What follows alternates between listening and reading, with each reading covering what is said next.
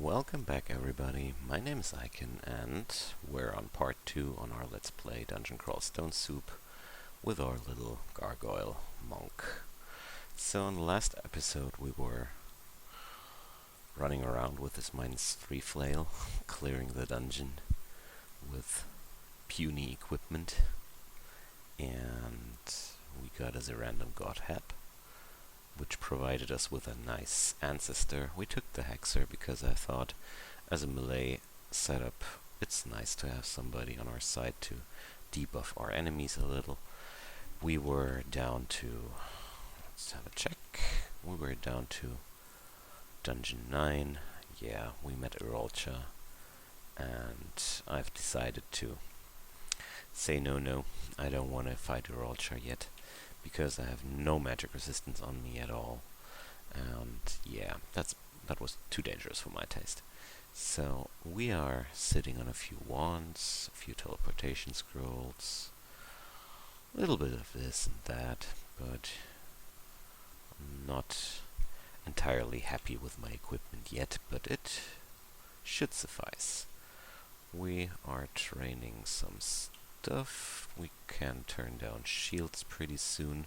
As soon as we hit 4, the encumbrance of the buckler is gone. Let's have a check if there's a better shield. Nope, we haven't found a better shield yet, so let's explore, pick up a new potion and see what we will find on lair 2.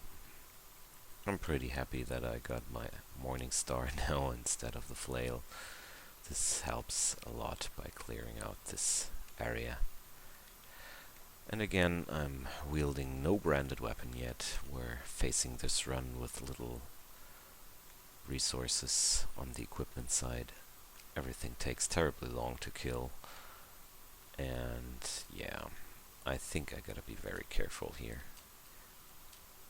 because I think hydras and other dangerous baddies down here could be a problem. So we got shields in 4, so let's turn it down for now. And I think I'm gonna level up some invocations now on the side to bring these skills to a usable level and to some effective level as well. There's a Wand of Lightning, that's one I want to keep. It's always nice to have some ranged options if you're a pure melee setup.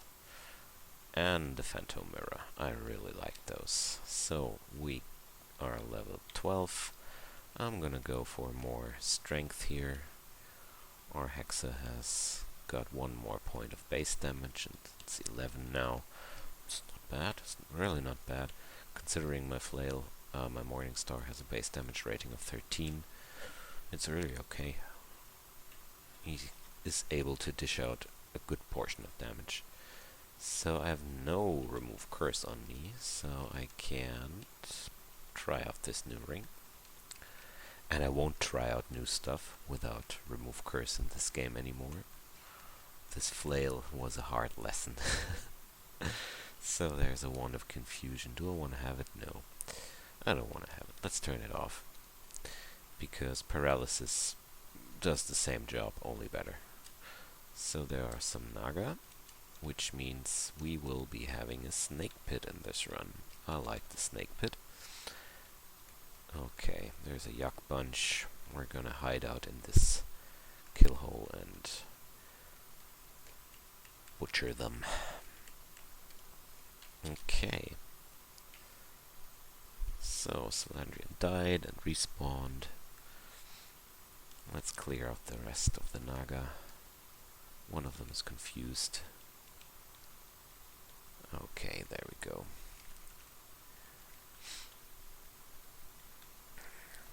And so I really need some better weaponry and some better armor. We're really running at low resources here. But that's the nice thing about being a gargoyle. You don't need too much equipment. You only need a weapon that has a decent damage rating, and that's something our Morning Star provides. So we can pretty much clear up the whole lair, even though I think I gotta be careful as soon as elephants and death yak and hydras show up. That's the point where I'm gonna be more careful about proceeding. But we got a bunch of teleportation scrolls, even a scroll of fear, which is extremely valuable down here in the lair, because most of the enemies are easy to fear, and once you get into a bad situation you can scare them all away and retreat, heal up, and take the fight from a better angle. So there's a scroll of ID. Let's go for this potion. It's resistance. And we have a remove curse scroll. So let's try this flail. It's a flail of draining. That's nothing I wanna stick to. And the ring. Let's try out this ring. It's a ring of ice. That's okay. Definitely useful when you're facing some cold elemental enemies, but apart from that you shouldn't wear that if you're not using cold magic, because it'll buff up the damage of your cold spells and make you vulnerable to fire and make you resistant to cold. So these rings make a good option for in between, when you have something that definitely deals only cold damage and nothing else. It's a good pick. So there's layer 3. 2 electric eels guard the entrance to the swamps. So now we know which branches we're gonna be facing here. It's swamp and snake pit. I like that. I really like that. So there goes a ring of flight. That's something I definitely can throw away, because as a gargoyle you get the ability to permafly on level 14. And that's not too far away. So I'm gonna drop it and be happy that I have wings on my own. I don't need this ring. So we are proceeding and proceeding. New scroll of ID, and I'm gonna keep it. I mean, which potions do we not know yet? Some useful stuff. Potion of Might. I love it. I really like it to have a potion of might when I'm a melee character, because potions of might make many problems quickly solvable, because you get a lot of extra damage from those potions and a lot of extra chance to hit as well. So hope I won't need it too early though. So there goes a potion of agility. Okay, our first Hydra appears. So let's see how good we can manage. I'm taking some damage, but okay. 4-headed Hydra seems to be an okay fight. Not too surprising though. A scroll of ID and a scroll of ancient weapon and a nice marking trap. So everything on the level now knows our position and is streaming towards us and trying to kill us. So I'm gonna retreat towards an upstairs, because I haven't cleared out this level enough to take this Sentinel's mark lightly. And there's a 5-headed Hydra, so I'm gonna retreat to the stairs. I'm already pretty beaten up here, and I definitely don't want to take on this Hydra with 29 HP left. No. In fact, we're gonna take an entirely different staircase, because I'm not too curious to find out how good the fight with a 5-headed Hydra will go out. So let's explore the rest and hope we can delay this fight for a bit. There's another alarm trap and another alarm trap. Holy, that's a lot of alarm traps in this level. So we're getting hungry. Let's eat some. I don't want to wait for a chunk here because of the Sentinel's mark. Okay, so we're proceeding through the lair. And apart from the occasional Hydra ambush, I think I'm pretty good to go here. So, reconsidering my ID scroll, I think I want to have this digging wand identified, because I don't want to waste any charges on it, and this wand is gonna be useful the whole game. Always be happy when you have found your first wand of digging, because it's a multi-purpose tool. I'm gonna show some of the usages in the course of this video. Okay, we're done with lair 3. We didn't face the 5-headed Hydra again, and I'm not too sad about that. There's gonna be more than enough Hydra in the swamp later on. But for now, they are the most dangerous thing I can meet down here because of their multiple attacks and my very low base HP.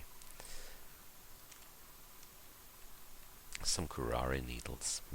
That's really useful sometimes. But I don't want to go for blowguns here. So this is a fight I definitely don't want to take. That's too much danger here. Let's take these yak in the corner, where I can fight them one by one. Okay. So, there's a bunch of baddies on lair 4. Let's see, let's take this stairs and hope it'll be easier to clear.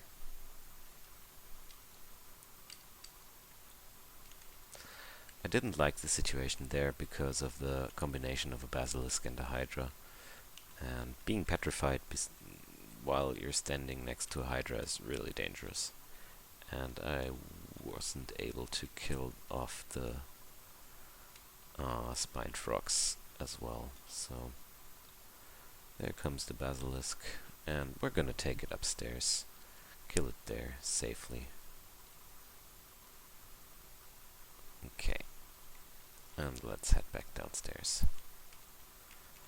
Well, my ancestor decided to beat down this plant because I took a swing at it accidentally. I helped him. Okay, so the 8-headed Hydra didn't manage to hit me, which is good, but I'm considering that it's really random how much damage I take from these. And there goes a minor dragon bolt. Okay, I want to bring up my ring of ice because there's there is some source of fire damage here. Okay, so let's slowly retreat. This is more than too much to take on at once. And even a bunch of blink frogs joined in to make the situation more messy. So let's see if our ancestor is alive. No, he's dead. So I started out with a blink frog, continuing into the wyvern and then the spine frog. Normally I would take the spine frog first because of the poison, but I'm poison immune, so I don't care too much here. Let's split up this fight more.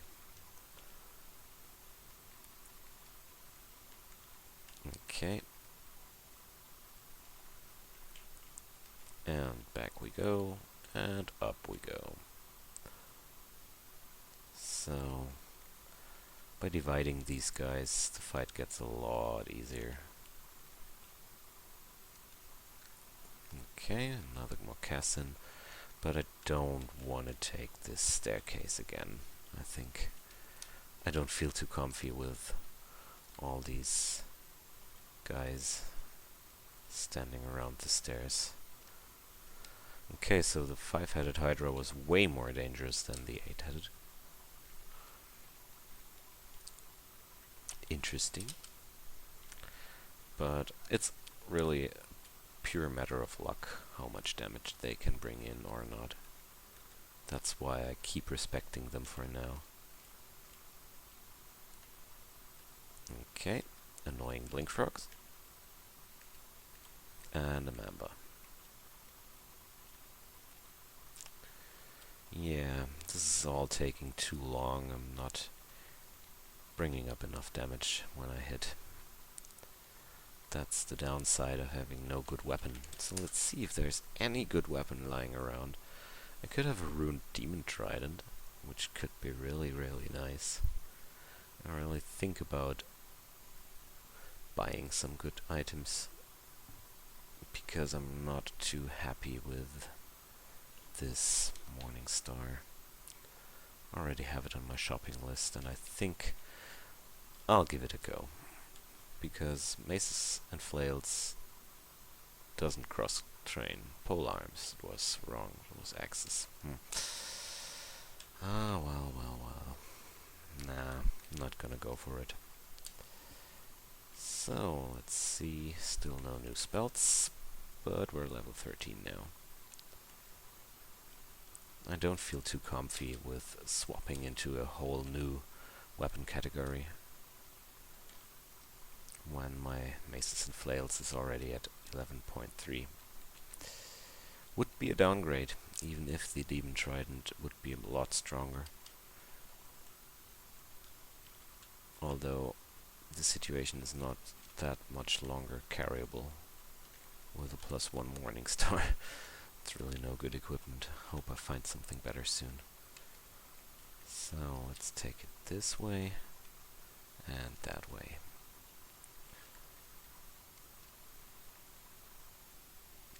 But so far the only trouble I see is in high evasion enemies. I really feel like I'm not good at hitting them, and when I hit them I don't do enough damage to make the blows count. It's the biggest problem right now, alongside with my lack of fire and cold resistance and my lack of cloaks, boots and an amulet. Okay. Sometimes you have some bad luck with equipment. So there's another ring. I have a few remove curse now. So let's try it and hope for something good. It's a ring of strength. I mean, I can wear it while there's nothing invisible around, but it's something I definitely will swap out pretty soon, because I don't need extra strength right now.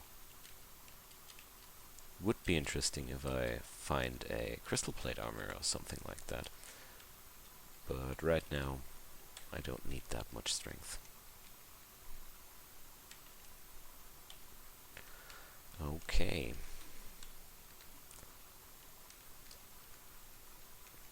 But apart from not proceeding as fast as I would like to, everything's working out pretty fine here. This Hellhound takes forever to kill, but it didn't do too much damage. With AC 29, which is pretty insane for this area, for this level. Would be only 20 without being a Gargoyle. There we go, another Hydra down. And I have the feeling that I'm able to deal with Hydras pretty well right now. But still, I wouldn't want to fight Hydra and something else at the same time. I don't feel too good with that right now, because of the chance of getting hit several times through my armor, which can and will happen. Okay, so lair 5. Let's hope for some good loot. I really, really, really want to see a good weapon more sooner than later. I mean, I'm still carrying around this short sword, but I don't think this short sword will be an alternative for me, because short swords are mainly interesting if you're focusing on being a stealthy character. And the stealth and plate armor doesn't go too well together. Some parts that don't fit too good. Okay.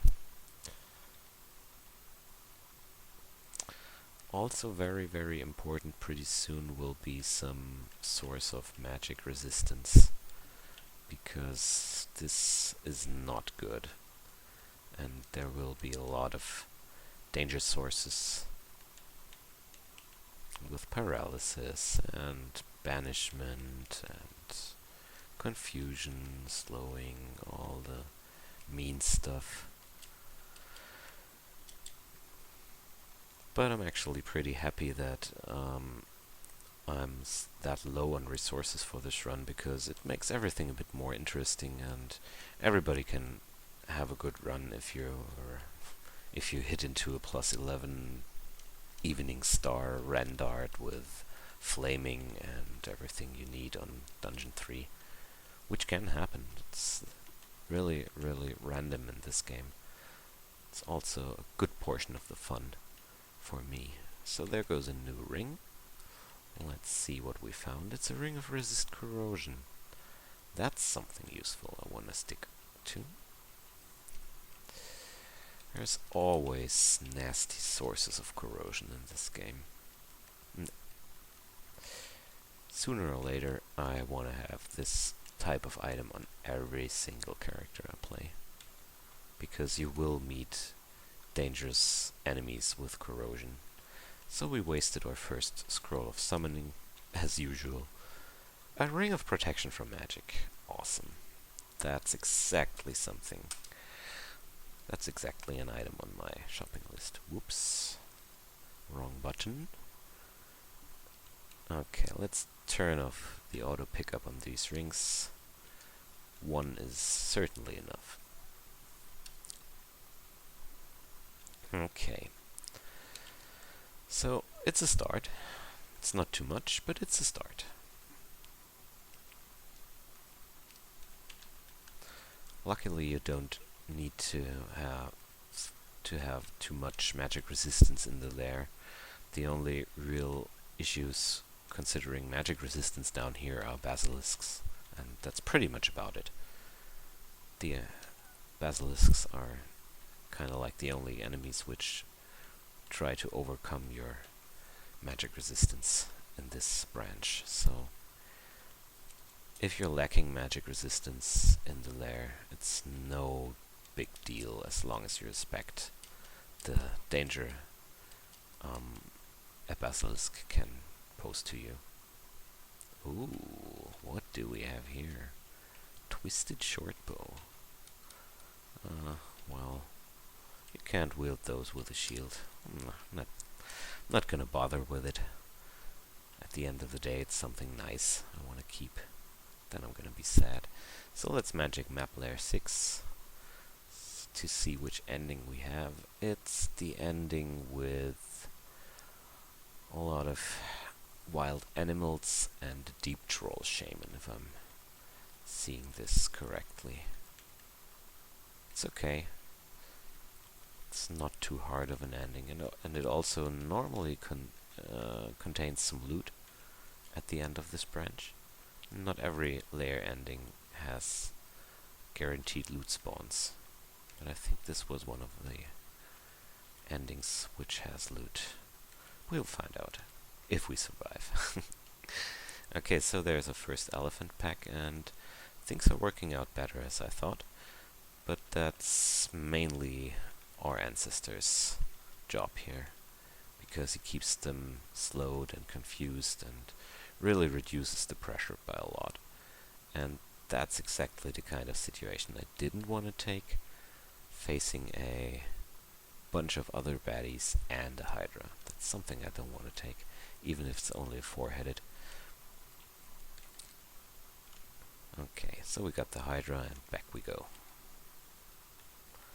I think I'm a bit too anxious here about this, but rather too anxious and alive than brave and dead. So that's a book I really don't want to have. If I was ranged, the portal projectile spell would be really, really awesome. Ugh. So let's retreat again. It's more poisonous baddies and a Hydra. Let's split them up. Moccasin down, Frog down. Okay. So let's bring the Hydra upstairs. Again, it's only 4-headed, but better safe than sorry here. So, our invocations is at a very good level now. But I'm gonna keep it on for now, because I really feel like I want to have my godly skills on a good level. Considering I'm a monk, it's also a pretty stylish decision. Okay, so there's an amulet. I'm gonna ID it, because if it's an amulet of harm, I don't want to carry it around, and neither I would want to put it on because of the drain. An amulet of rage. This provides me the option to always go berserk when I want to, but the downside on these is that it really needs a big amount of evocation skill to make it usable in a reliable way. It starts out with a 50% chance of success and a usable chance of 8% or such is reached when you get evocations on 14, 15, and that's quite a long way. Only pull this off if you're thinking that you definitely want to go for more evocations and use other evocation items, because I think it's kind of a waste to train evocations to that level only to have a potion of Berserk Rage. I really think that this wouldn't pay off. But it's cool if you go for other stuff like Lightning Rod and Box of Beasts and File of Floods and all this stuff. So there's a Lindworm. It's pretty scary. And a Basilisk. This is a really dangerous fight. I blundered into this a bit thoughtless, actually. And I really think about bailing out for now. Mainly because there's a Basilisk mixed into this bunch.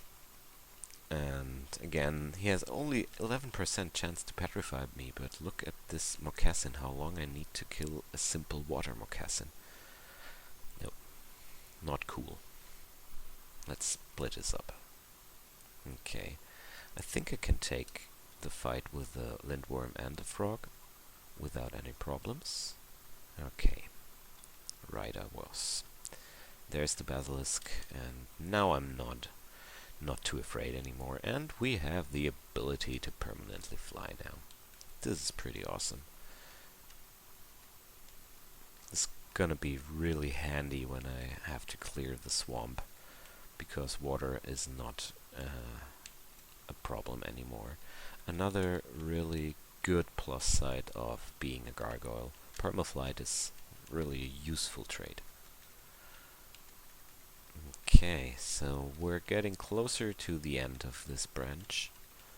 I'm actually a bit spooked, but I have 2 potions of might. I carry around a useless potion of flight with me. Don't need this anymore. And we have some elephants in our face. That's not too much of a problem. Let's take them down. But they hurt a bit. They hurt a bit for certain. And being Hep follower as a gargoyle really reduced my HP to a very silly amount. That's why I won't turn off fighting at any point, I think. I really need every single bonus HP I can get. Okay. So there are some bears, and we're clearing out through these really decently. Okay, we got this flank. I'm gonna return to the other side and kill the other stuff first before I go for the center, and I accidentally hit a plant again, and Celandrion unleashes all his ancestor rage on this plant to show it who's boss. So there's a bunch of wolf stuff I don't want to run into when I have to retreat from this ending fight. So let's approach cautiously. So there's a Catobal Pass and a bunch of Death Yak. That's really annoying. But we are immune to petrification, which means the Catobal Pass is really not much of a big deal for me, because its breath normally would petrify you when you stand in it, and that's usually a big problem, and I got smacked for a crap ton by this Catobal Pass. I think it was really just one hit, but I'm not too sure. The only thing I'm really sure about is that I want to retreat on this. Heal up and go for the Death Yak with full HP. And a crocodile, obviously, but that's okay. So Death number 1. Gonna heal up 30 HP to heal. That's really enough to retreat for a moment. Because Death are, with this kind of weapon, really dangerous opponents, because I really need too many swings to bring these down, and that's some guaranteed hits for them. Even though my armor class is good, it's not good enough to negate their damage completely. So, let's return to the middle. So, Celandrion got destroyed by this Death Yak, but he drained the Yak for me and softened it up a bit, and he's back. And let's see if this fight goes better this time. Okay, we got it down. I really respect these baddies because they have a really annoying skill. This petrification cloud is, when you're not a gargoyle, really dangerous, and on top of that they deal a lot of damage. And there goes a dire elephant. So let's see, it has 40 damage on its own, and trunk slap for 15. That's probably not gonna get through my armor class, but this elephant is certainly dangerous. So I'm really taking every swing consciously. And looks like we're starting to lose this fight. Maybe I need to pot, but no. If I had taken another hit, I think I would have used a healing potion of sorts, because that would have been too scary. So, a Book of Misfortune. Very, very useful spell book for hexers, but I have my own hexer. The only thing we're finding here is a glowing whip, but the base damage of a whip is that low that I really don't think it'll do anything good for me. So we gotta go for a dungeon again. We're done with the lair. Sadly, we didn't find too much good items down here. Actually, kinda like a ring of magic resistance. Some wands, some scrolls, some potions, but nothing of very, very good use apart from the ring of magic resistance, but I feel like it could be not enough to bring down a Rolcha, but we'll see. I definitely got some level ups and some skill points, and let's see how this will work out. In the worst case, I have to skip out on D9 and complete it later if Rolcha poses too much of a threat. But we'll see. Let's find out. D9 is almost completely done, so we bailed the last time from the boss, obviously, and I didn't find the entrance to the Orcish Mines yet. That's a bit sad, because Orcish Mines is a good place to find some good gear. Two-headed ogre, well, kind of a big deal. So it's only 10% chance to paralyze me. I think I should be okay here. I don't know though if I want to use a might potion. I'm gonna wait how much damage I get in from her first hit. And obviously we don't need to might on this. This would have been a waste of a good potion. So, let's check this situation. That's a huge pack of orc. And I went around the corner to break the line of sight of the Orcish priests. Meanwhile, Celandrion kills those warriors, but he gets destroyed. Okay, so the orcs are closing in, and again, I'm really having a hard time to kill them. The Morning Star does not too much of a good job here anymore, and this is a bad situation so far. But we have the orc priest now in melee range. There comes another one. So I'm gonna go around this corner again. I think Celandrion should spawn again pretty soon. And okay. That was a bunch of orc priests, which spooked me a little. Because when you have when you have a low base HP pool, you have really big problems with those priests because of their smite, which can deal up to 17 damage, and that's certainly pretty dangerous for me. We get an amulet. It's an amulet of the Gormand. That's not too useful, actually, but it's not useless either. We're gonna be saving some perma-food with this amulet, but that's pretty much it. This item won't do too much more apart from that.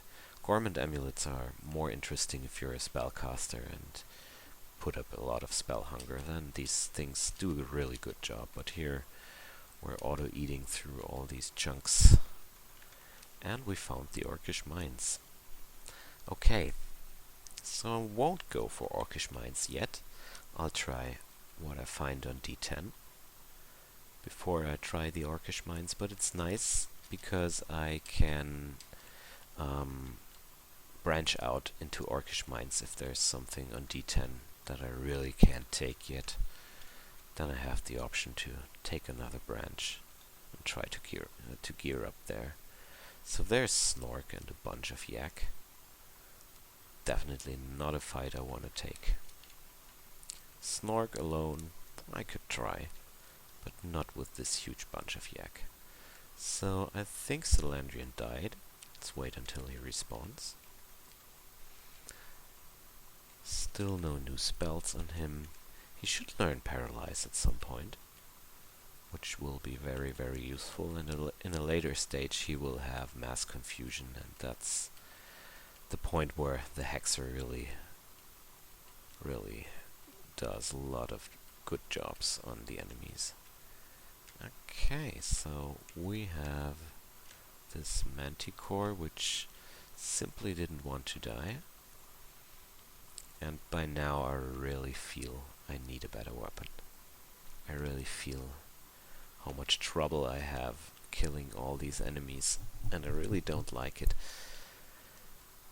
But I don't want to branch out into pole arms here. Let's see if there was any different option I didn't notice yet. But obviously the best shot I could take would be this Demon Trident. Okay, it's a Falchion Flaming. That's not really better than my Morningstar. Falchions are the weakest long-bladed weapons you can take. And yeah, not an option. Again, not an option. So there's a Cobalt Mini Vault with some yak. And a two-headed Hydra. That's a very funny little vault. A baby Hydra. Still hurt me more than the 8-headed Hydra in the lair. Fascinating. That's the luck portion. And so there goes Snork. I'm gonna immediately go into Might Potion, because Snork will go into Berserker Rage at some point, and I really want to have this girl finished before she berserks too early, because this could be really ugly for me. So there's a Rendart leather armor, but I feel like I really want to have heavy armor, not such a light armor. That's why I skipped on the troll leather armor from Snork, which would have been a good item. A new potion. That's a Berserk Rage potion. That's something I really like to have, because again, Berserk Rage is kind of like a worse Might potion, because it's a timed effect, and after berserking you're really not too useful anymore. So looked like a wild animal lair, vault or something like that. Okay, there's the yak I skipped out earlier. But looks like we have Dungeon 10 pretty much done. So there's a Phantom. Okay, so we're at the point where the Morningstar doesn't deal out enough damage anymore, but we're below 1 turn per attack. And that is really good, because now I can smack pretty well. Okay, so there's an Oklop. I'm gonna bring up the resist corrosion ring here and whack it down, I think, because with a resist corrosion ring you can safely try to take him. Without, I would have skipped it. There's absolutely no shame in skipping out on Oklop plans at any point of the game. Sometimes it's just too dangerous. So there's an artifact book. Spectral weapon is pretty nice. But I don't feel like I'm gonna go into spellcasting anytime too soon. And if I really feel like I need those spells, I can come back and grab them. Okay. So off to D11 we go. Still... So if I'm gonna hit maces and flails 16 before I find a better mace or flail or axe, I really think I'm gonna buy this demon trident, see if it's a good item, and start training polearms. I hope this won't happen. So there's a unseen horror, I think. So let's switch our ring. Okay, so there's an ugly thing. Ooh. I really feel like I need some protection from ice here. This is too dangerous without resist cold. The extra damage from these things hurts a lot. Okay, so there's the unseen horror. It's slowed and still quicker than me. Okay, so we can turn off See Invisible again. I think I'm gonna stick with fire resistance because that's something which pops up pretty regularly on spellcasters and stuff. Okay, so there's a dire flail. Sadly that's a two-handed weapon. I might be only wielding a buckler now, but I really want to stick with shields. Play a safe route. I want to win. Two-handed weapons are, well, more fun, more damage, but also more risk. And there goes a scroll of silence. Makes me a bit sad. Another white ugly thing. This time I'm gonna put up the ring of ice immediately. Got confused. Let's switch to resist fire again. Switching rings is a bit tedious, but a necessary thing. But I think I could also macro it. Ooh, jackals, okay. It's also possible to bring up a macro. What is happening here? It's like a D1 and 2 invasion. Okay, so there's another leopard gecko. Interesting stuff is happening here. So we're taking down these yak with ease. Celandrion is tanking for us a bit. Also a very useful book. But I don't feel like using those. A white pack without good equipment. First Cyclops, accompanied with a steam dragon. Pretty spooky, possibly.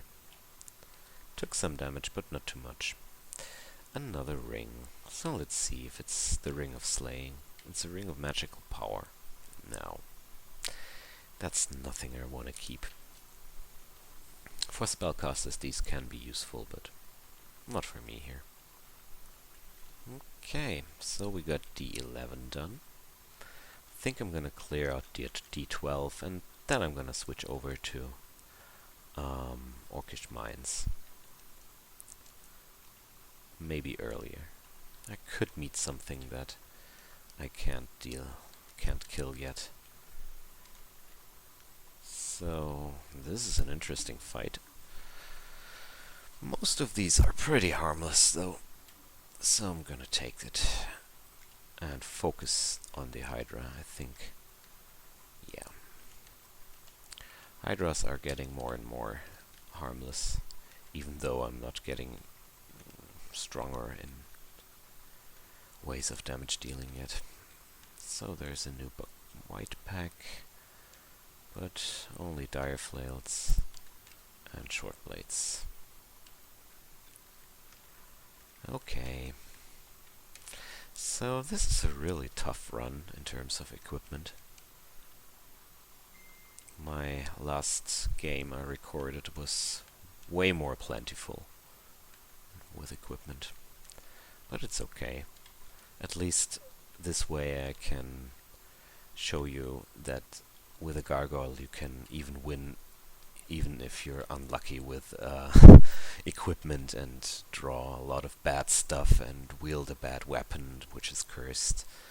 And we are level 15 now, and my ancestor learned Paralyze. That's pretty awesome.